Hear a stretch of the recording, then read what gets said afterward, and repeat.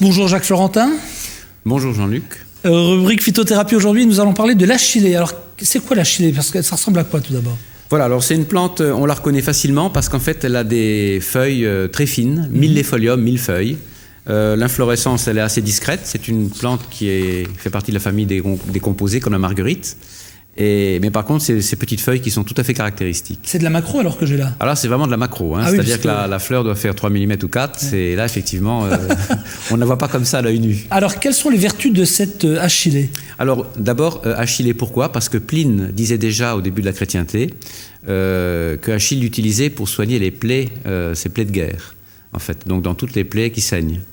Et plus tard, ça a été repris par la médecine grecque, la médecine arabe, toujours dans la même indication, cicatrisation, hémorragie. Plus tard, vers le Moyen-Âge et vers le 19e, on va aussi parler des problèmes liés aux règles, des règles trop abondantes, des hémorragies. Saint Hildegarde au XIIe parle même de saigne-nez, donc une plante qui est faite contre les saignements. Alors comment ça se passe? On l'utilise comment?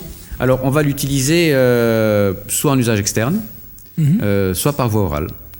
Donc, mais dans cette plante-là, la pharmacologie, elle a quand même démontré les propriétés anti-hémorragiques. Hein. Ça, c'est clairement démontré.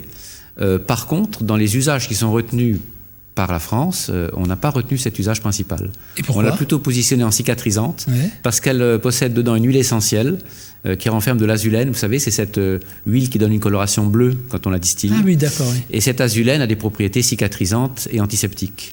D'où son usage de plante cicatrisante, essentielle. Et d'ailleurs, on l'appelle aussi populairement herbe au charpentier, parce qu'il se coupait toujours les doigts, ou l'herbe aux coupures. Mais imaginons qu'on ait envie de l'avoir chez soi à la maison, je sais pas, au cas où. Comment on la traite? On prend les feuilles, on prend les fleurs? Alors, chez soi, on va simplement prendre les parties aériennes.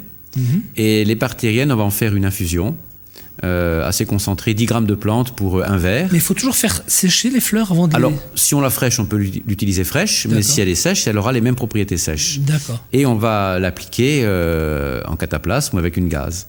Mais elle a un deuxième usage qui est par voie orale, parce qu'on a réussi à montrer aussi qu'elle avait des propriétés protectrices du foie. Quand on a induit une hépatite à un rat, cette plante va le protéger et elle stimule la production de bile.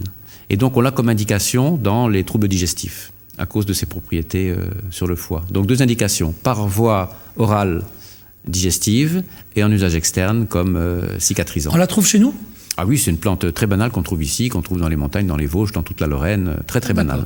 En pharmacien, on dit quoi à son pharmacien? Alors on demande l'achillée, achillée millefeuille. Il n'y en a qu'une qui a 1000 feuilles comme celle-ci, c'est l'achillée, c'est pas trop facile à retenir, mais on pense au talon d'Achille, et puis voilà. Et puis tout ça, c'est sur le site d'RTL9est, bien sûr.com. Merci beaucoup Jacques, à bientôt. À bientôt, au revoir.